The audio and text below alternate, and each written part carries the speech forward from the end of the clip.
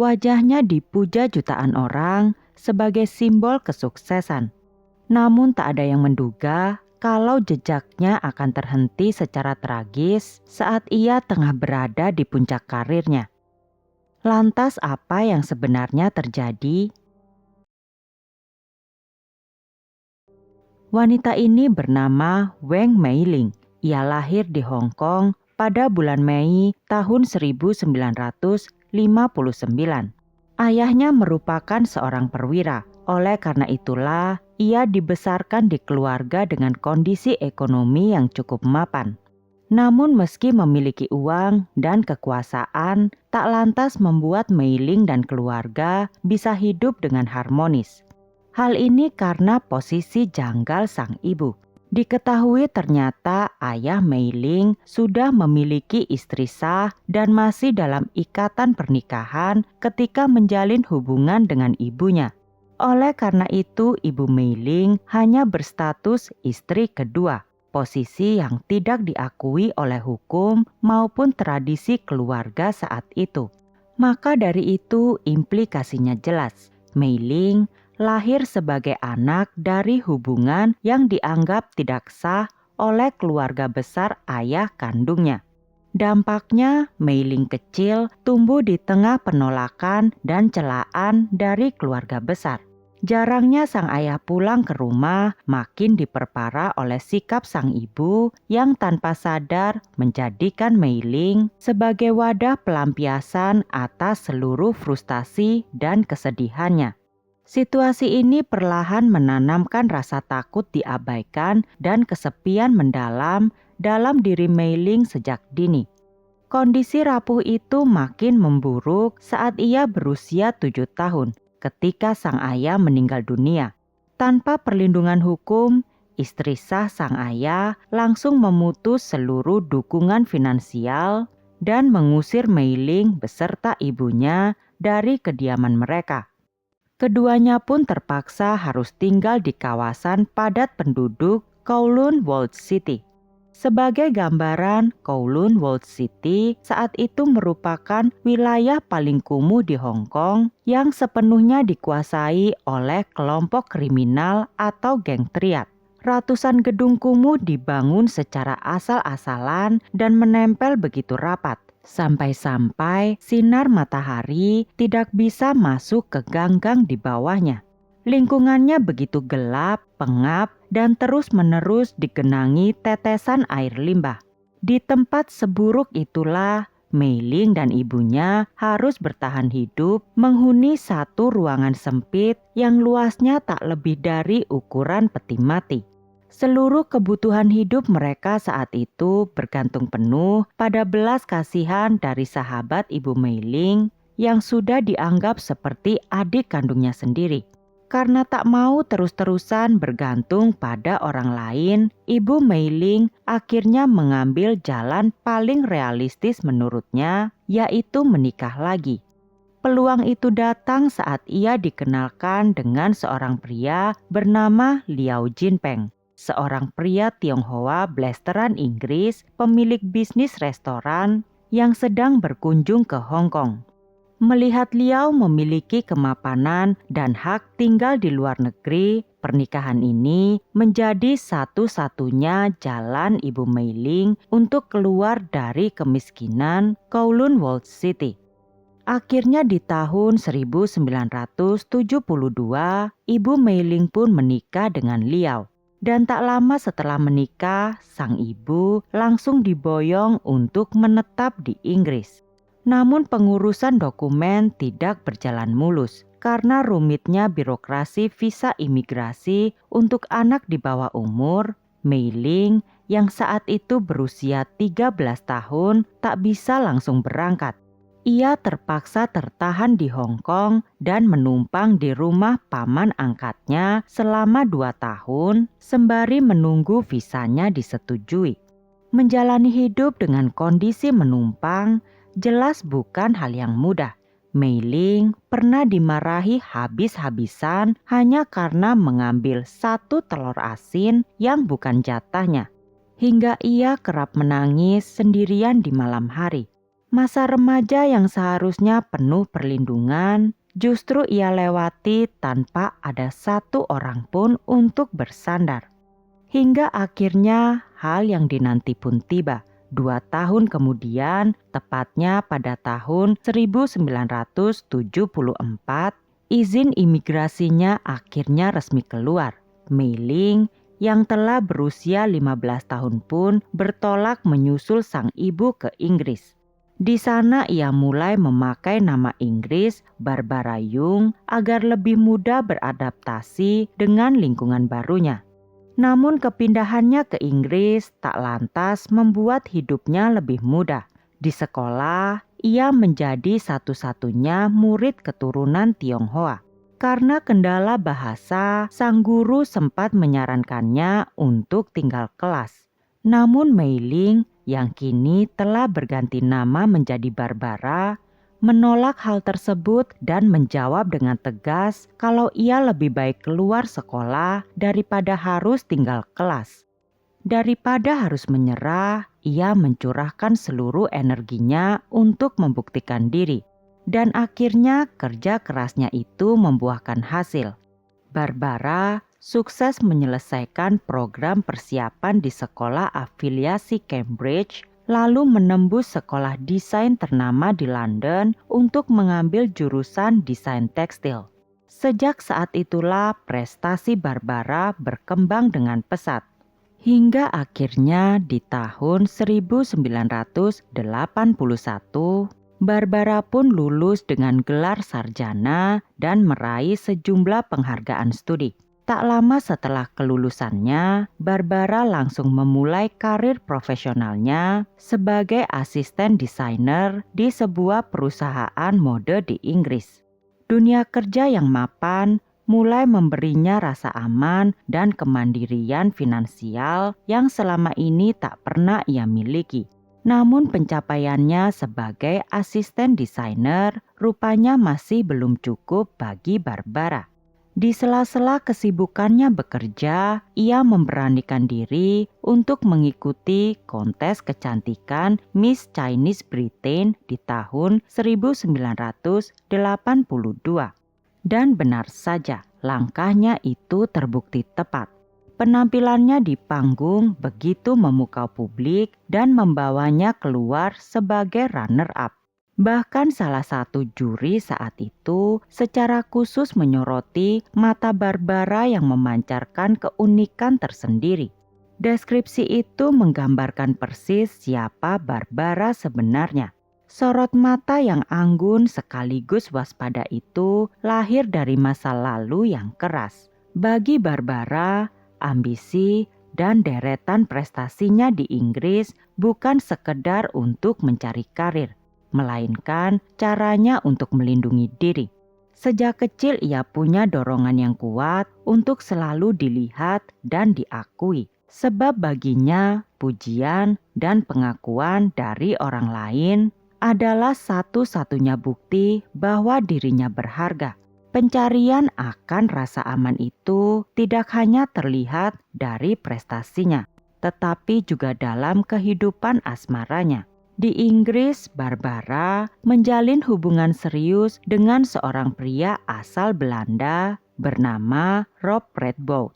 Hubungan itu bertahan hingga 4 tahun. Namun rasa aman yang baru ia temukan kembali mendapat hantaman. Sang ibu menentang keras hubungan tersebut dan menuntut Barbara untuk berpacaran dengan sesama keturunan Tionghoa saja.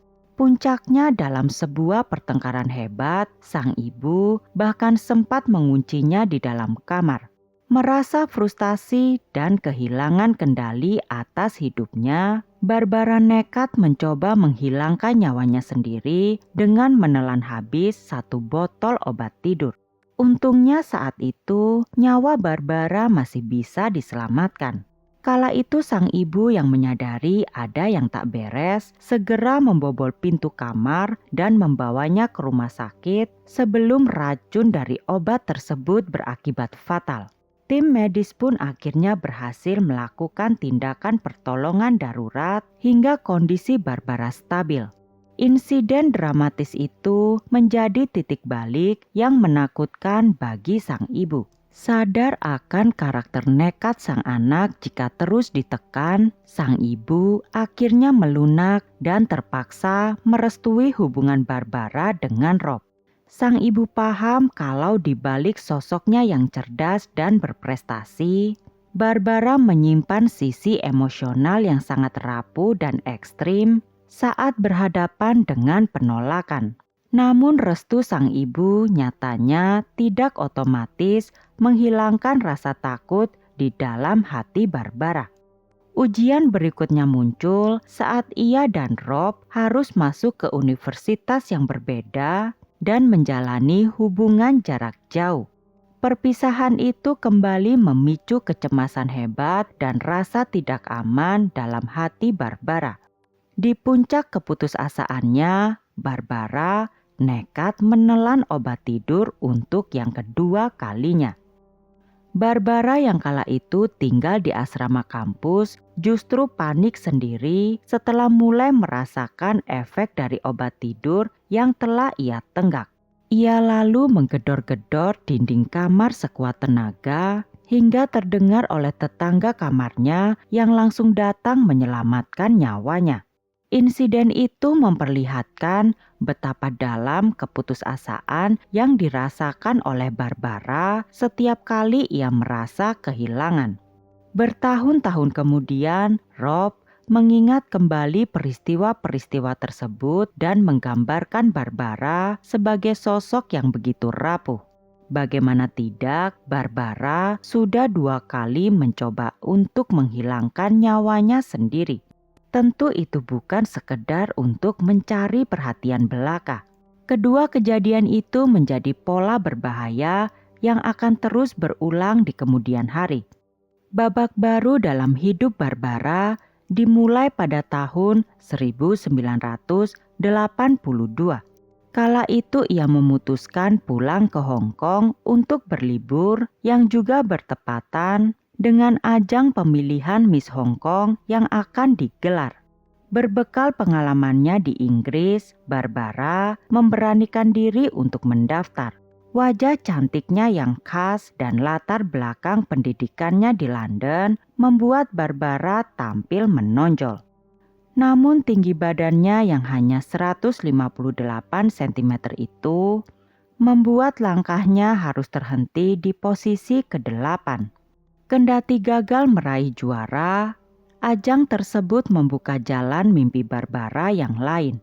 Stasiun televisi ternama Hong Kong, TVB, melihat potensi besar dalam diri Barbara dan langsung mengontraknya sebagai pembawa acara.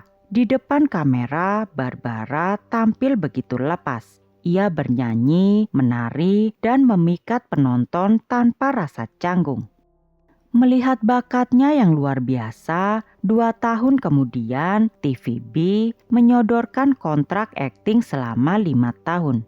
Di tahun 1982, Barbara memulai debutnya sebagai model iklan. Selanjutnya ia juga membintangi serial pertamanya yang berjudul The 13th Sister. Di lokasi syuting serial itulah takdir mempertemukannya dengan aktor tampan Ken Tong. Sebagai senior, Ken telaten membimbing Barbara dalam berakting. Perhatian itu perlahan menumbuhkan benih cinta di dalam hati Barbara. Perlahan, hubungan keduanya pun terlihat semakin erat saat Barbara mengalami sebuah insiden di lokasi syuting. Saking khawatirnya, saat itu Ken bahkan rela menunda pekerjaannya demi menemani Barbara di rumah sakit. Hingga secara khusus belajar memasak sup ikan agar Barbara mendapat asupan gizi yang baik selama masa penyembuhan. Bagi Barbara, perlakuan manis itu sangat menyentuh hatinya. Hingga akhirnya tak butuh waktu lama bagi keduanya untuk mengumumkan hubungan mereka ke publik. Sejak resmi berpacaran, pasangan ini kerap tampil mesra hingga dijuluki sebagai pasangan emas oleh media Hong Kong. termasuk saat mereka berjalan berdua di karpet merah Hong Kong Film Awards tahun 1983. Bagi Barbara, hadirnya Ken seolah mengisi kekosongan jiwa yang sudah lama sepi. Di tahun yang sama, Barbara memutuskan untuk ikut casting besar-besaran dalam serial berjudul The Legend of the Condor Heroes. Ajang ini disupervisi langsung oleh sang penulis novel Jin Yong dan diikuti oleh hampir 3.000 peserta. Di babak final, Barbara tampil maksimal. Ia mengenakan kostum pendekar, membawa ranting pohon, lalu melakukan salto ringan sebelum berlutut di hadapan Jin Yong. Dengan cerdik ia memperkenalkan dirinya sebagai Huang Rong, sang putri Pulau Bunga Persik yang datang untuk memberi salam kepada sang pencipta karakternya. Terpesona oleh kecerdasan dan kelincahan Barbara, Jin Yong langsung memutuskan kalau Barbara lah sosok Huang Rong yang selama ini ia cari. Proses syuting pun dimulai. Saat itu, Barbara menunjukkan dedikasi yang luar biasa dengan menolak menggunakan peran pengganti atau stuntman untuk adegan yang beresiko. Dan benar saja, Barbara kembali mengalami kecelakaan saat syuting ketika dirinya tak sengaja tertusuk pedang properti akibat kelalaian instruktur bela diri hingga lukanya itu harus dijahit. Namun dengan gaya humorisnya, Barbara hanya berkelakar bahwa cedera itu membuat lipatan matanya tampak lebih bagus. Peristiwa ini tidak hanya menunjukkan ketangguhannya di lokasi syuting, tetapi juga makin merekatkan hubungannya dengan Ken yang dengan setia mendampinginya sepanjang masa pemulihan. Saat tayang pada tahun 1983, serial The Legend of the Condor Heroes langsung disambut baik oleh publik Asia. Ratingnya melonjak tinggi dan seketika merubah status Barbara dari aktris pendatang baru menjadi ikon nasional. Ia bahkan dinobatkan sebagai salah satu dari 10 bintang televisi dan film terpopuler di Hong Kong selama 2 tahun berturut-turut pada tahun 1983 dan 1984. Karakter Huang Rong yang ia hidupkan dianggap paling legendaris dan tak pernah tertandingi oleh pemeran manapun setelahnya. Sayangnya puncak kejayaan karir ini justru menjadi awal dari retaknya hubungan Barbara dengan Ken Tong. Kesibukan yang kian padat akibat popularitas membuat waktu mereka untuk bersama sangat berkurang. Hubungan yang makin renggang itu akhirnya memanas saat Ken membintangi film berjudul Piping dan melakukan adegan mesra dengan lawan mainnya yang seketika memicu rumor perselingkuhan di media. Karena terbakar rasa cemburu dan merasa diabaikan, Barbara mengambil langkah nekat. Ia memutuskan untuk melakukan sesi pemotretan foto seksi. Langkah ekstrim ini sebenarnya adalah caranya menarik perhatian Ken, sebuah pola manipulasi emosional yang mirip dengan apa yang pernah ia lakukan pada ibunya di Inggris. Di tengah renggangnya hubungan itu, seorang pengusaha kaya bernama Zhou Zilong mulai mendekati Barbara.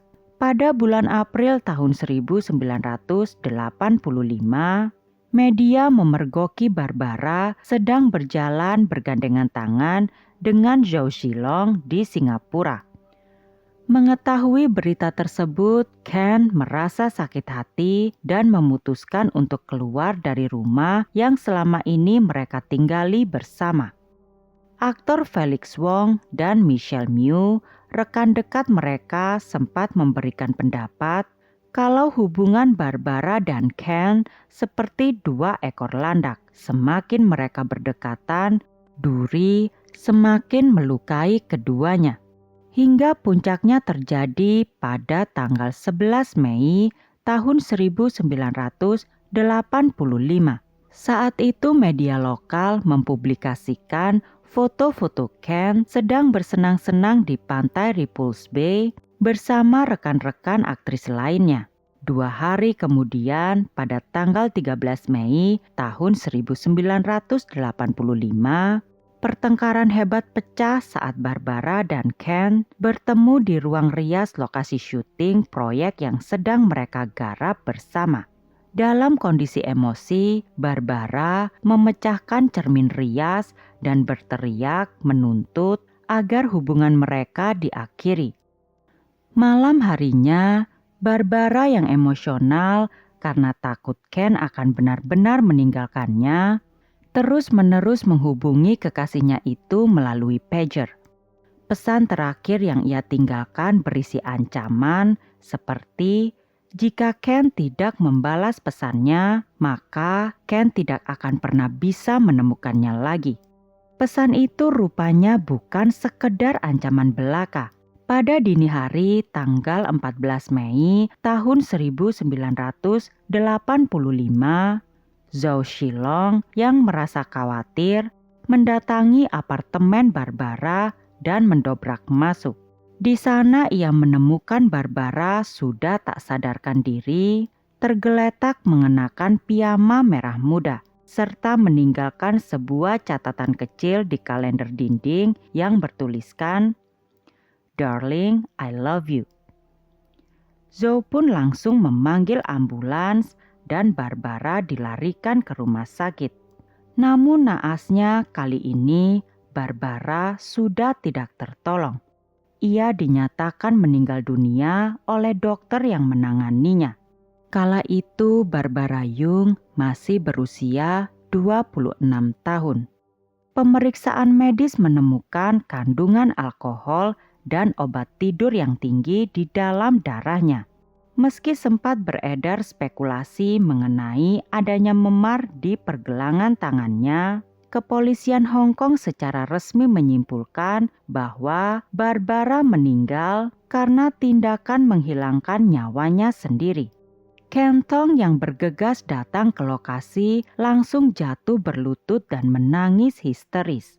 Ia berulang kali meratapi mengapa Barbara memilih jalan sedemikian ekstrim, padahal menurutnya tidak ada masalah yang tidak bisa diselesaikan. Pada hari pemakaman Barbara, suasana Hong Kong seakan melumpuh. Lebih dari 100.000 penggemar memadati jalanan untuk memberikan penghormatan terakhir kepada Barbara Young. 8 aktor papan atas, termasuk Andy Lau dan Felix Wong, bertindak sebagai pengusung peti jenazahnya. Di depan peti mati, Ken Tong meletakkan patahan sisir kayu, sebuah tradisi kuno Tionghoa yang menandakan lambang perpisahan abadi dengan pasangan hidupnya. Sejak hari itu, Ken tidak pernah lagi mau membahas tragedi tersebut secara terbuka. Selain hanya mengucap penyesalan bahwa jika saja saat itu ia bisa berpikir lebih dewasa, takdir Barbara mungkin akan berbeda. Karir Ken sendiri setelah itu langsung hancur seketika akibat amarah publik yang menyalahkannya atas kematian Barbara. Setelah prosesi penghormatan terakhir di Hong Kong, abu jenazah Barbara diboyong sang ibu ke Inggris. Kini Barbara telah tenang di peristirahatan terakhirnya di Cambridge. Setiap tanggal 14 Mei, para penggemar dari berbagai penjuru dunia masih setia berkunjung dan membawa bunga persik ke makamnya. Bertahun-tahun setelah tragedi itu, sebuah situs kenangan untuk Barbara Young muncul di internet.